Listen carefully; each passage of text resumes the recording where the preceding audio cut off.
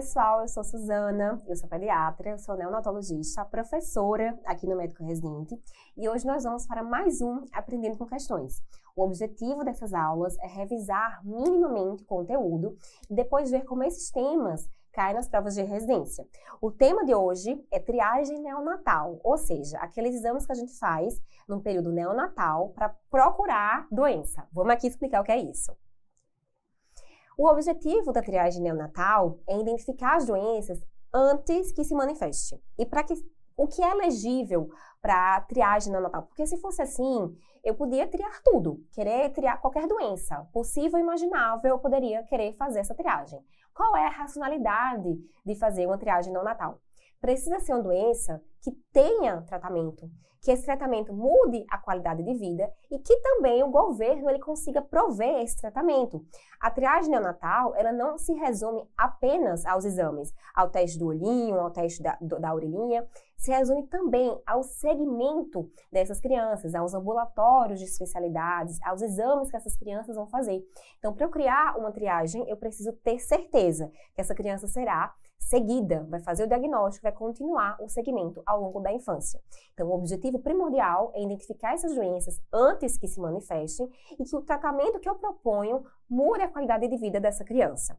Hoje eu tenho basicamente 5 tipos de triagem neonatal. A triagem ocular, a auditiva, a metabólica, a cardiológica e também o teste da linguinha, né, que é a triagem a mais recente colocada na triagem neonatal. Primeiro, eu preciso falar do coraçãozinho, do teste do coraçãozinho, que é o teste da oximetria neonatal. Ela é lei desde 2014, inicialmente alguns estados eles aderiram de forma prioritária, ao longo dos anos e do tempo, né?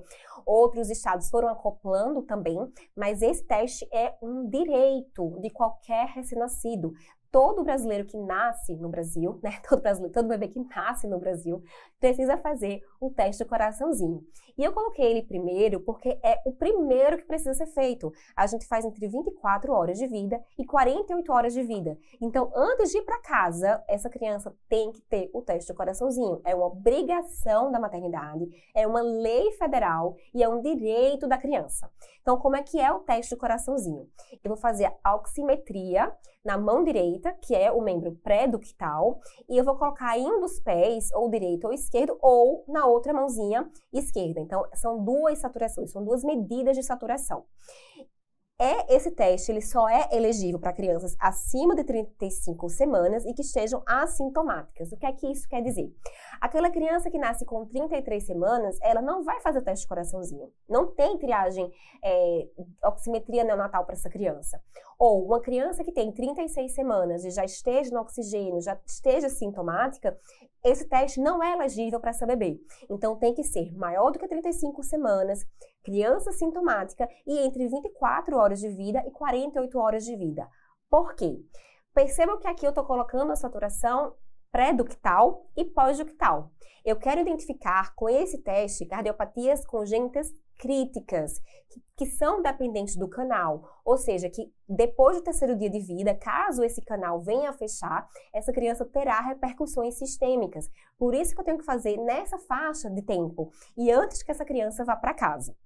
Então, esse teste mudou nos últimos anos, essa é sua forma mais recente do teste.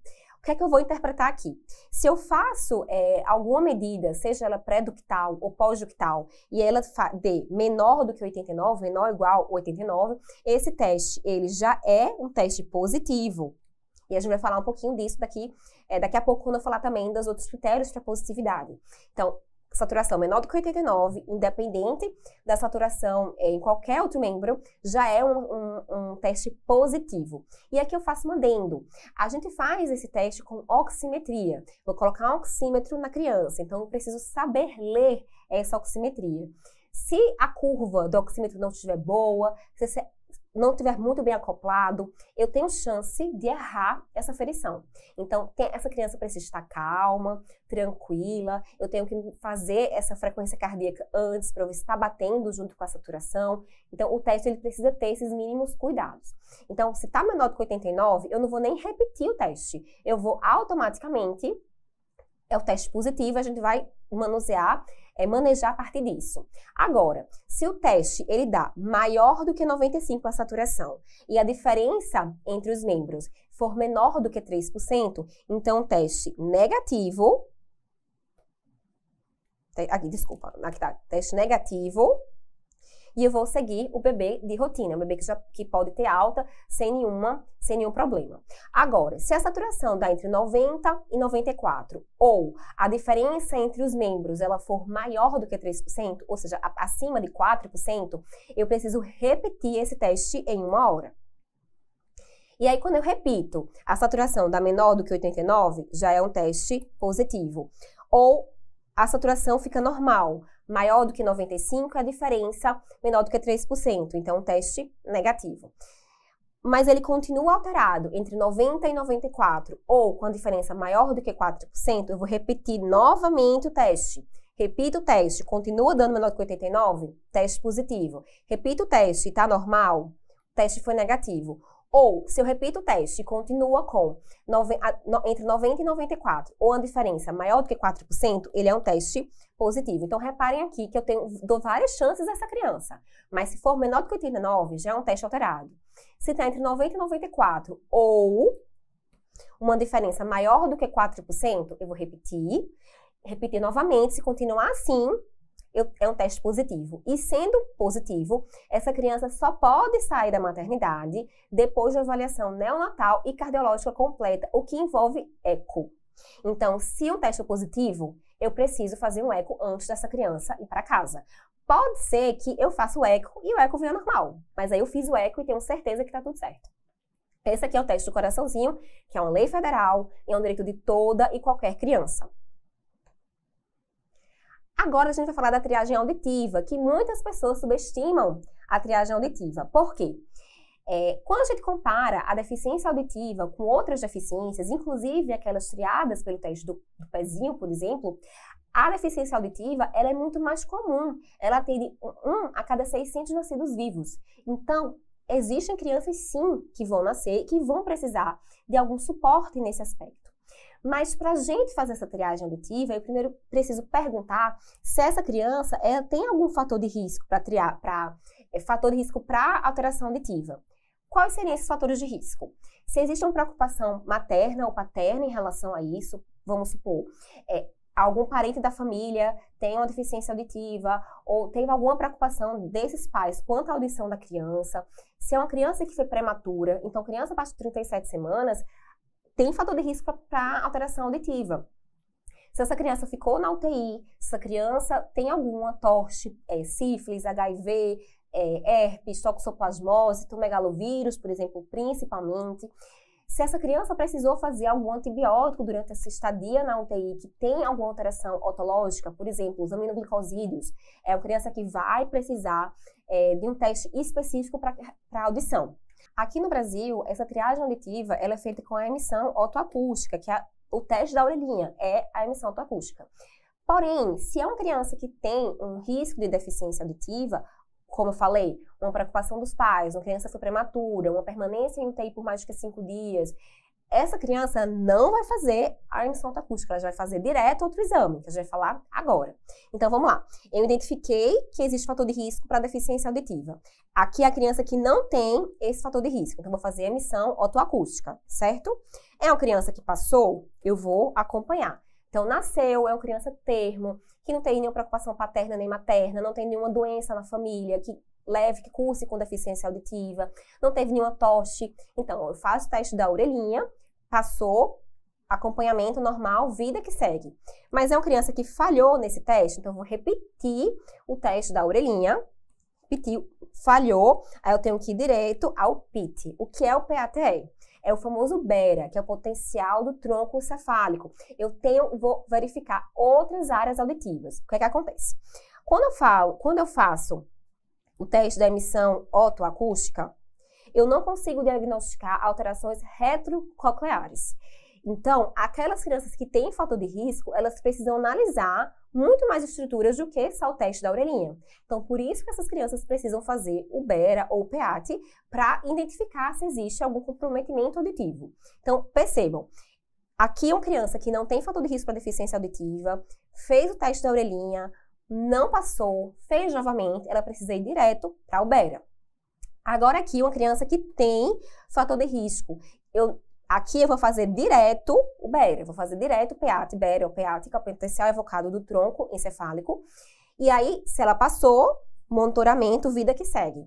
Mas se ela falhou, certo? Aqui falhou, eu vou retestar, fazer de novo um BERA, e aí eu vou seguir de acordo com esse resultado. Eu tive um paciente sem nenhum fator de risco para alteração auditiva, que fez a triagem, né, que fez a emissão otoacústica, falhou, repetiu a emissão otoacústica, falhou, fez o BERA e veio com alteração. Lembrando que a emissão otoacústica, ela é suficiente para alterações auditivas até 30 a 35 decibéis. Fora dessa faixa, eu não vou conseguir diagnosticar com a emissão otoacústica. Então, aqui, descendo um pouquinho mais esse fluxo, a gente tem um diagnóstico da otorrino ou um diagnóstico audiológico alterado. Pode ser tanto crianças que falham nos testes de triagem, ou aquela criança que não falhou, mas que você identificou durante a puericultura que tem uma defasagem em relação aos marcos de desenvolvimento, tem defasagem em relação à audição, então você precisa encaminhar essa criança para o otorrino e para um audiologista específico. E aí eu fiz esse diagnóstico, eu posso ter um falso positivo sem risco, e aí eu vou acompanhar, e aí a partir disso ter meus diagnósticos, e eu posso ter um falso positivo com risco também que eu vou monitorizar. A alteração, né, quando eu tenho uma alteração auditiva confirmada, eu preciso saber se ela é senso neuronal, se ela é condutiva, se ela é por malformação, ou se ela é só condutiva. E através desse diagnóstico, que a gente não vai entrar muito em detalhes aqui, é que eu vou indicar a melhor terapia para essa criança. Será que só terapia com fono? Será que implante coclear vai resolver? Então, isso depende muito do tipo de malformação e do tipo de alteração audiológica que eu vou encontrar nesse paciente. O importante é vocês saberem que, se eu tenho um fator de risco para deficiência auditiva, eu preciso fazer o BERA ou PEAT, e se eu não tenho fator de risco, eu vou fazer direto a emissão otoacústica. E agora o teste da linguinha, que é o caçulinha dos testes de triagem, que foi em 2016 para 2017, que a lei foi promulgada. É importante que a gente, como pediatra, a gente, como médico, né, consiga identificar as grandes alterações de língua da criança, mas geralmente esse teste é realizado pelo fonoaudiólogo na maternidade. Aqui a gente vai fazer um score que vai avaliar tanto a aparência da língua, se ela tem esse formatinho em coração, se tem uma fenda, se está arredondada, se esse frênulo da língua ele está fixado nessa gengiva, está fixado no assoalho, se quando a boca está aberta, por onde é que vai essa língua, e a projeção dessa língua também quando o bebê chora. Então, a gente faz esse score, quanto maior o score, melhor, né? Porque a gente está vendo aqui que um score de 2 sempre vai ter as características, uma elevação completa, a ponta da língua pode ser vista, então quanto maior o score, melhor, e quanto menor o score, é um teste da linguinha alterada. Suzana, um teste da linguinha alterada significa dizer que eu vou operar essa criança, que eu vou fazer a frenotomia dessa criança? Depende. Às vezes eu tenho um teste que é duvidoso, um teste alterado, que a mãe tá com queixa na amamentação, que essa criança tá com dificuldade de sugar, então talvez valha a pena eu intervir logo. Às vezes é um teste duvidoso que a criança está mamando, está ótima. Às vezes é um teste que é normal, mas existe uma dúvida, inclusive quando essa criança começa a falar lá para o 6º, 7º mês, pode ser que tenha alguma alteração. Então, é um teste que precisa ser avaliado não só o score, o resultado, mas o todo. Essa criança está conseguindo aumentar, essa mãe está com dor na amamentação, está ganhando peso. Então, às vezes você tem um teste normal, mas é uma criança que tem uma função alterada da língua, que não consegue sugar, que tem que fazer tratamento de fono mesmo para conseguir manter esse aleitamento materno. Então, o teste da linguinha, ele é um teste que precisa ser avaliado com o binômio, com essa mãe, com esse bebê, se está conseguindo aumentar, como é que está esse processo.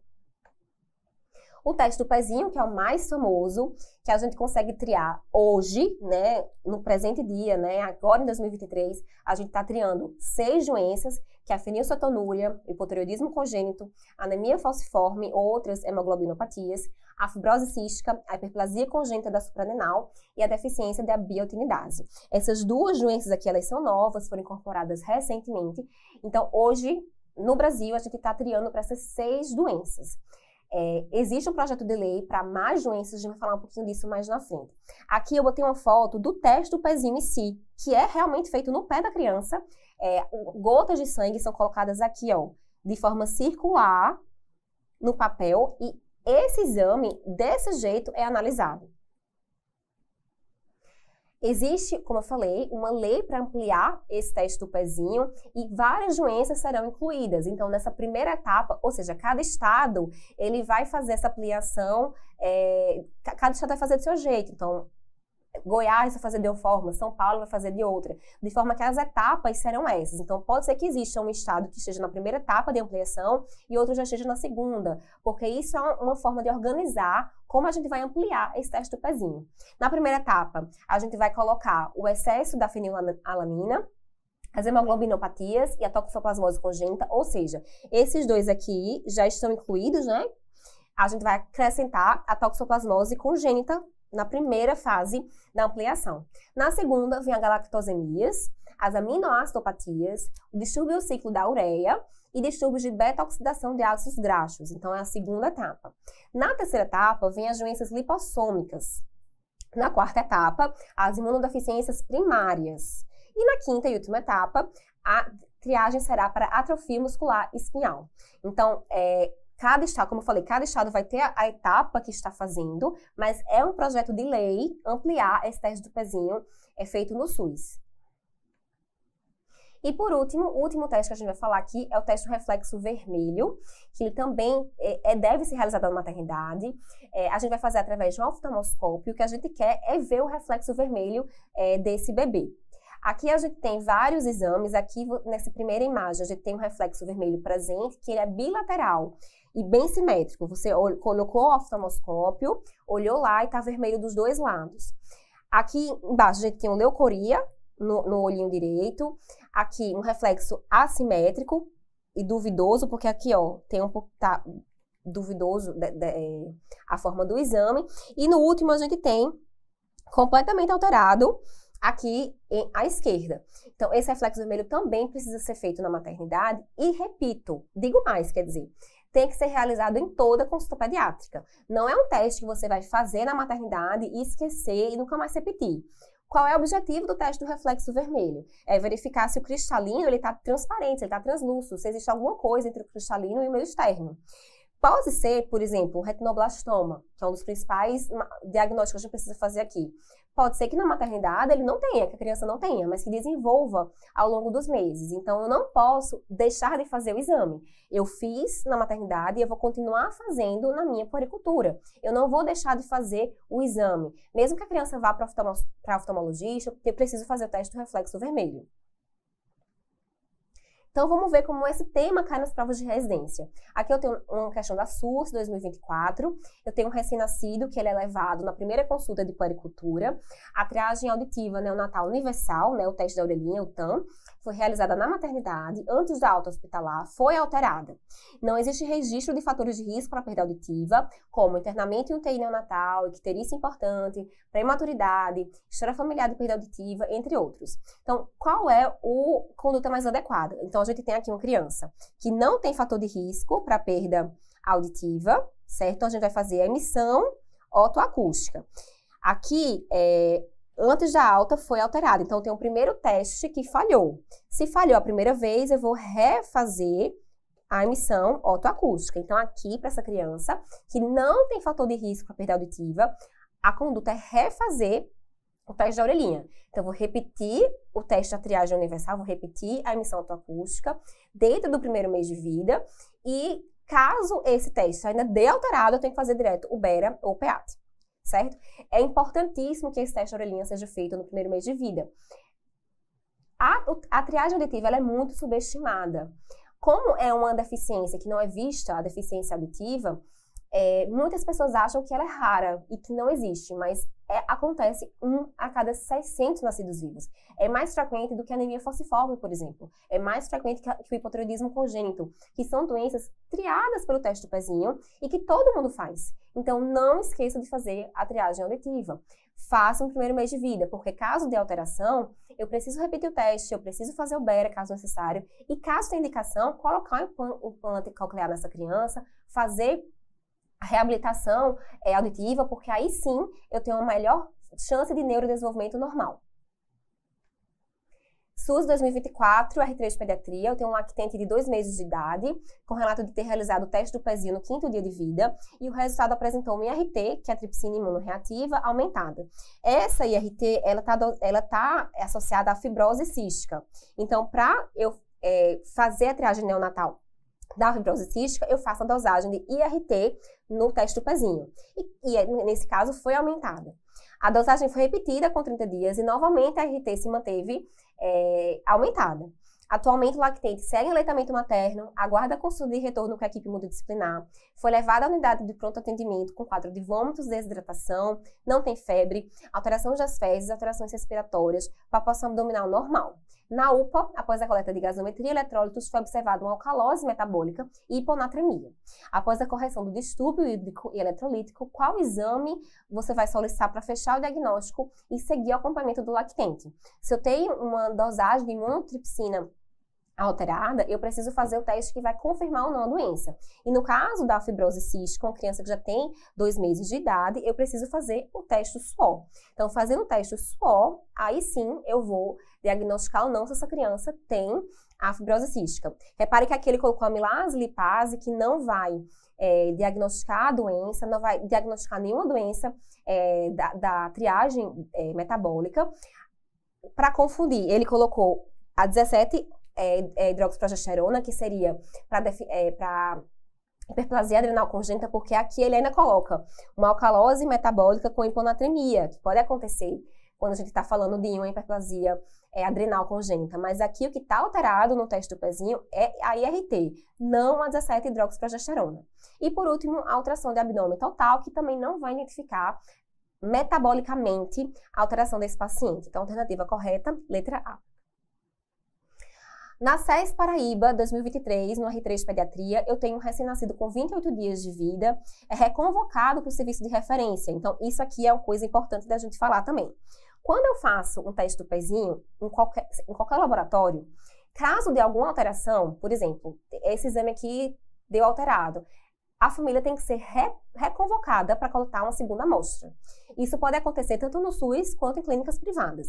Esse caso aqui de um bebê com 28 dias, ele foi reconvocado porque ele apresentou o resultado de fenilalanina acima do esperado para a idade, no resultado do teste do pezinho, que foi colhido no 4º dia de vida. Então, qual é a época ideal para a gente coletar o teste do pezinho? O ideal é que essa criança ela tenha sido exposta a leite, porque se eu vou dosar galactosemia, fenilcetonúria, eu preciso que essa criança seja exposta ao leite, ou leite materno ou a fórmula, para que eu consiga aumentar os eletrólitos, né, os metabólitos, e eu consiga diagnosticar a doença. Então, não faz sentido para o teste do pezinho eu coletar no primeiro dia de vida. Então, se eu coleto no primeiro dia de vida, pode ser que dê um falso negativo, porque não deu tempo ainda desses metabólitos aumentarem no sangue. Então, eu preciso dosar na época certa, que é entre o 3º e o 5º dia de vida, como essa criança dosou. Agora, em algumas crianças, eu posso e devo dosar logo que nascem. Por exemplo, um prematuro, que principalmente abaixo de 1,5 kg, e crianças agudamente graves. Por exemplo, foi hipóxia, uma criança que está séptico na UTI neonatal entubado. Essas crianças eu preciso dosar, fazer um exame assim que nascem, e eu vou repetir esse exame. Um prematuro, ele não só faz um teste do pezinho, ele faz 3 ou 4. Por quê? Um bebê que está na UTI neonatal pode precisar fazer transfusão de sangue. E aí, como é que eu vou fazer o diagnóstico de anemia falciforme ou de alguma outra hemoglobinopatia? medicações que se fazem na UTI, como droga vasoativa, nutrição parenteral, podem dar falso positivo ou falso negativo dessas doenças. Então, em crianças que são criticamente enfermas ou prematuros, eu preciso coletar quando nasce e depois eu vou repetir essa coleta no 3º dia de vida, no final do 1º mês, com 6 meses. Então, essas são um grupo muito específico de doença, mas de paciente. Mas, no geral, aquela criança termo, eu vou dosar entre o 5º e o 3º, e o 5º dia de vida. Então, vamos lá para as afirmativas. Não há nenhuma relação entre o tempo de coleta e a alteração encontrada da PQU do paciente. Não, existe sim. Se eu faço uma dosagem muito precoce, essa dosagem pode estar normal e não diagnosticar a doença. Para garantir que o teste seja colhido, podemos antecipar a sua coleta para as primeiras 48 horas de vida para evitar que a família deixe de realizar o exame. Pode acontecer de você querer fazer esse exame ainda na maternidade, antes da alta, mas aí não coletar antes de 48 horas de vida, porque aí o resultado vai vir alterado. E pode ser que venha alterado como falso positivo ou falso negativo, que é pior. Então, não vou dosar nas primeiras 48 horas de vida, do 2º para o 5º dia de vida. Considerando a fenilcetonúria, a relação entre o surgimento dos sintomas e a época da coleta do exame coincidem? Não. Primeiro, esses metabólitos vão aumentar para depois eu ter manifestação da doença. Então, entre o 4º dia de vida, esses metabólitos já estão aumentados, não significa dizer que a criança terá sintomas disso. Ainda vai esperar um pouquinho para começar a surgir esses sintomas. D. Existe uma razão lógica para a orientação da coleta do sangue do bebê a partir do 3º dia de vida, explicada pela oferta necessária de dieta proteica para que a falha enzimática seja detectada pela triagem. Essa aqui está corretíssima.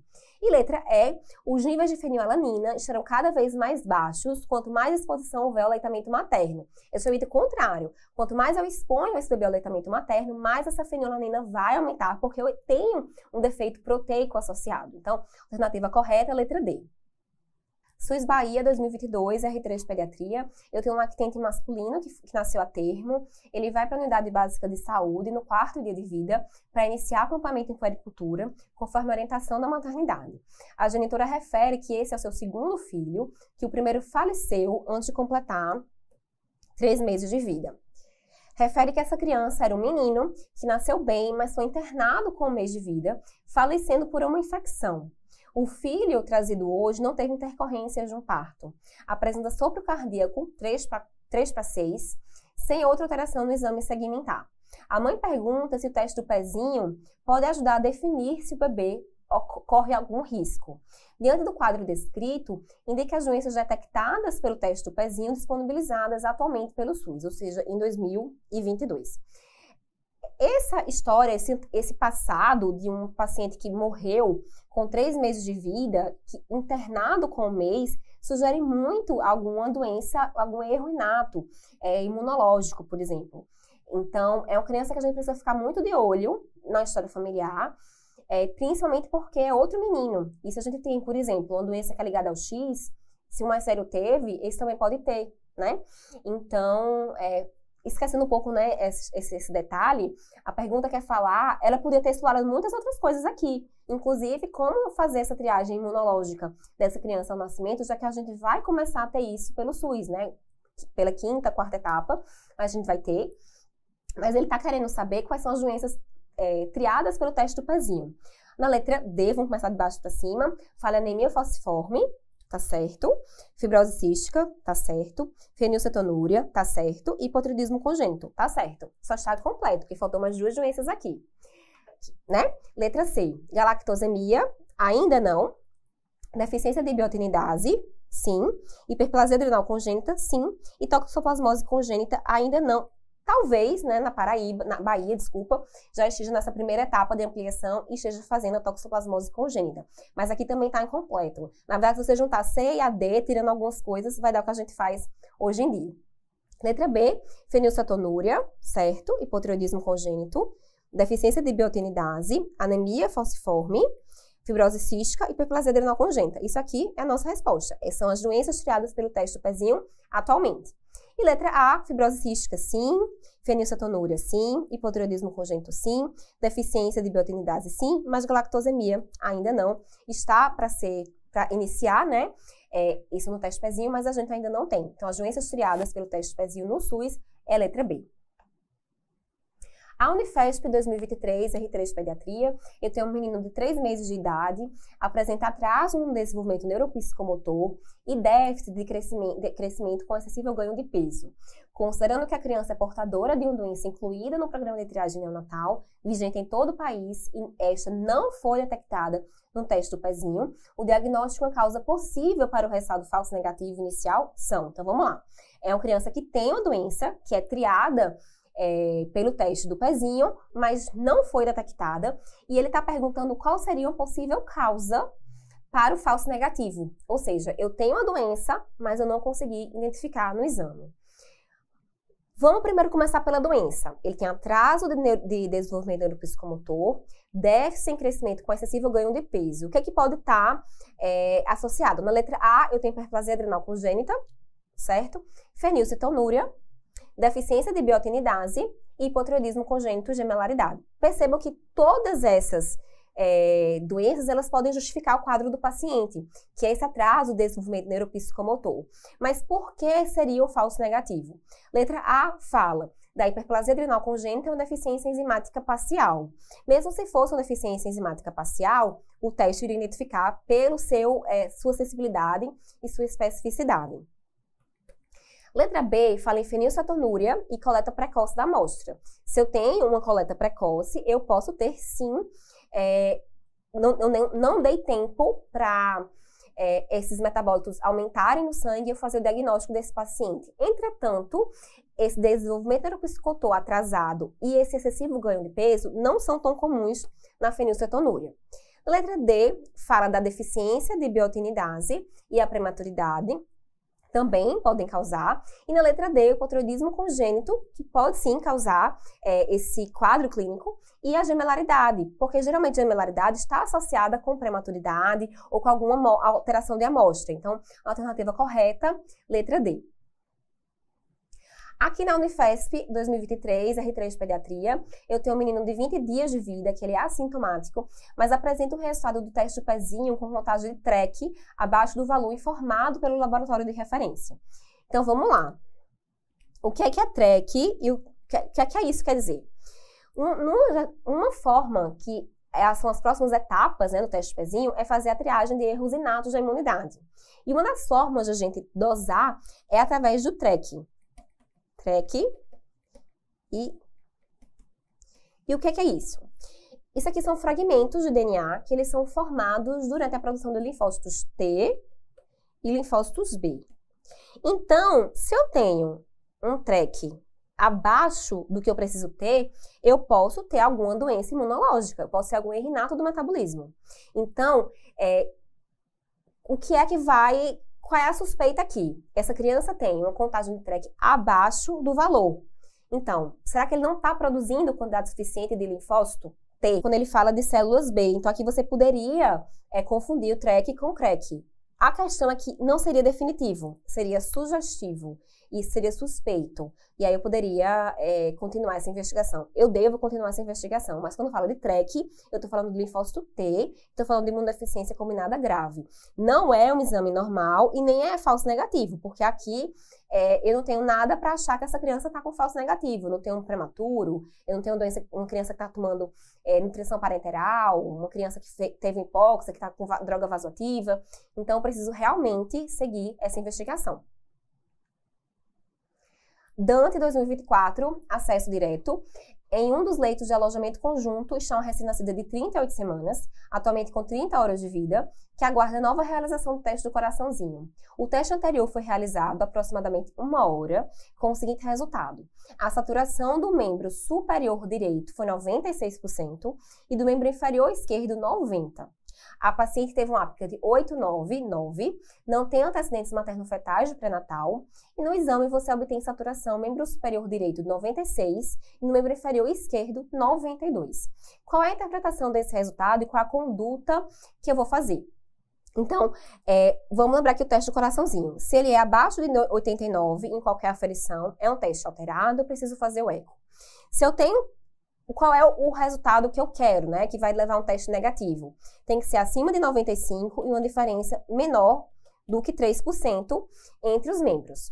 Se eu tenho entre 94 e 90 e uma diferença maior do que 4%, né, maior ou igual a 4%, eu tenho um teste que ele é alterado.